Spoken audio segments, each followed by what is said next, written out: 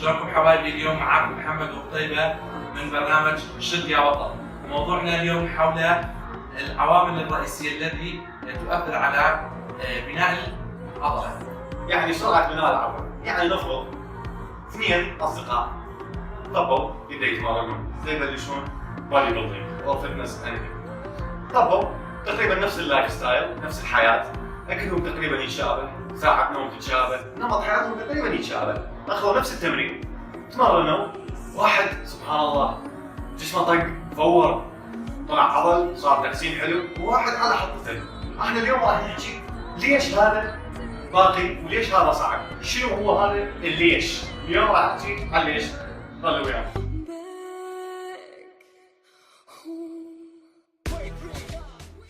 هذا ليش عنده عوامل. راح نحكي عن العوامل التي يؤثر على سرعة بناء العضلة والكتلة العضلية. أول عامل هو التريننج ايج. ايش قد صار لك تتمرن؟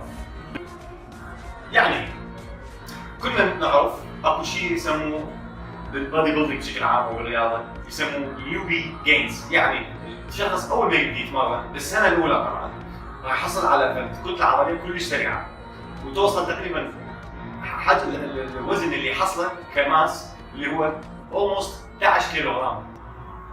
لكن بالسنة الثانية الزيادة العضلية يكون 5 كيلو غرامات، يعني تقريبا نص الحجم، نص السنة الأولى. نص السنة الأولى اللي حصل. بالسنة الثالثة طبعا تقريبا توصل الزيادة إلى 2.5 كيلو غرام. صحيح. وبالسنة الرابعة مرات يكون كيلو او مرات ما تكون اقل، يعني تكون غير محسوبه، يعني غير محسوبه طبعا اعتمادا على يعني يسموها حد العضله للزياده، يعني بين كل جسم. صح. هذا كان العامل الاول بالتريننج ايج. عندنا عامل اخر هو الجينيتكس، يعني العامل الوراثي. العامل الوراثي يعني مثل ما حكينا باول حلقه البودي تايب، انواع الجسم، الاكتومورف والميزومورف والاندومورف، يعني نوعية الجسم الوراثي هذا يحدد ايش قد يحصل العضلة وأي سرعة. طبعا هي الوراثة اللي هم قصدهم يعني مثلا قابلية الجسم على إنتاج الجروث هرمون والتستوستيرون الطبيعي اللي موجود في الجسم، هي هذا اللي قصدهم بالوراثة. ولدينا العامل الثالث السبلمنتس. السبلمنتيشن يعني هذا مرات هواية عن هذا الموضوع. ان شاء الله عندنا هواية حكي يخص السبلمنتيشن وتركيب بعض المكملات الغذائية. المكملات الغذائية لديها تأثير كبير جدا خارج الجينيتكس والتريننج ايج. عندها اكسبلوجن طبعا. يعني مثلا انت من تتمرن انت من النوع اللي تاخذ يعني شنو الستاك مالتك؟ تاخذ تستوستيرون بوستر، الوي مالتك ايزو وي، لو وي عادي، لو بروتين باودر يعني كومبلكس مثل السنتسيس والجماعه.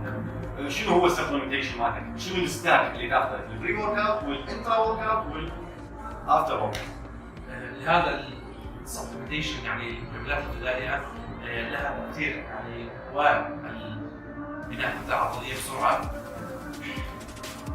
بالاضافه الى تحسين الاداء، يعني مثلا الكرياتين والارجينين والبري ورك اوت والكافيين والاحماض الامينيه، يعني جميعا كلش تحسن الاداء. صح، تخليك تشيل اوزان اكثر، تخليك الريست بيريد بين الزيادات اقل.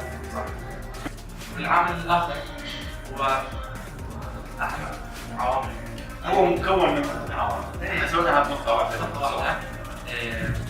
التمرين والاكل والنوم. يعني التمرين احنا نسميه الورك اوت فريكونسي، يعني باليوم كم عضله تتمرن مثلا؟ كم ساعه؟ طبعا هاي الامور تعتمد على الكابتن، على المدرب، يعني المدرب وحسب نوعيه الجسم، البودي تايب مثل ما حكينا، او الوزن مال الشخص والعمر مال الشخص. هذا الكابتن ينتج جدول شهري او اسبوعي ويتغير حسب هذا ما يخص التمرين، يعني او مال سيزون. يعني مثلا عندك رجل ويا الصدر، رجل ويا الظهر، رجل يوم محدد، كتف ويامه، هاي كلها عن الاستمرارات وساعات التمرين يعني والاكل وهذا كله يعني. العامل الثاني ضمن هاي النقطه هو العامل التغذيه. صحيح. تغذيتك شلون؟ بروتينك ايش قد؟ كربوهيدراتك ايش قد؟ الفات ايش قد؟ هاي كلش تاثر. طبعا مثلا مثل ما معلومه كابتن محمد شوي خالفني الراي، انا قلت بكل لين بادي ماس يعني انت تحسب وزنك، مثلا انا وزني على الميزان 100 بس نحسب ايش قد بروتين اكل، احسب 2 غرام. كابتن محمد يقول 3. طبعا انت من 2 الى 3 الى 4 غرام بروتين لكل كيلو جرام واحد. صح. وجسمك يعني يحتاج البروتين والكربوهيدرات بنفس الوقت، ما تقدر تهدر الكربوهيدرات وتاخذ البروتين بس. لهذا لاحظ هوايه ابطال اللي يصير خلل عمليه التنشيف، يبدي ينشف يقطع كارب، طبعا من قطع كارب راح يحصل كل شيء وايد العضلي، وهاي ان شاء الله عندنا موضوع كامل حلقه انا حنحكي عليه شلون تنشف بدون ما تخسر اي كتله عضليه قدر الامكان، ولازم تصير خساره بس تقدر تدافع بسهوله من هذا. النقطة الثالثة من هذا العامل هو النوم. ايش قد تنام؟ اي وقت تنام. هذا يخدع الحجم وايد، هذا طبعا جدا مهم. النوم الشخص الرياضي يحتاج من 7 إلى 9 ساعات من النوم. اي انا نقول بمعدل 7 8 9 ساعات اليوم. اليوم تحتاج النوم. والوقت مع النوم هو اهم شيء. مش وقت يعني هو ينام. هو الساعة 12 بالليل حتى الساعة 8 الصباح.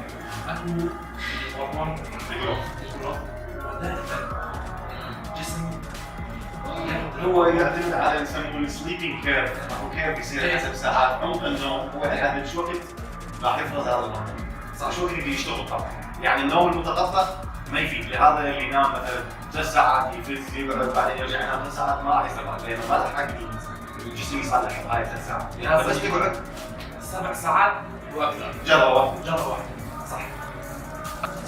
حبايبي هذه الحلقة الثالثة من برنامج يا بطل، انتظروا ويانا في الحلقات القادمة، لا تنسوا next لايك وشير.